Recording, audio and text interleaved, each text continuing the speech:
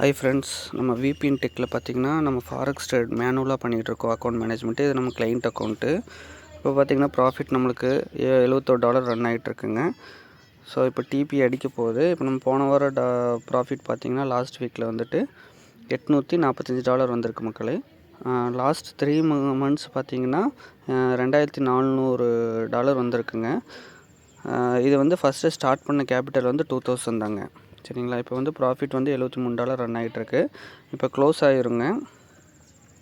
இப்போ நம்ம வந்து டிபி வச்சுருக்கோம். நேற்று வந்து லெவல் வந்து 3298 லெவலில் வந்து டச் ஆகிட்டு நம்ம இப்போ பை போகுதுங்க.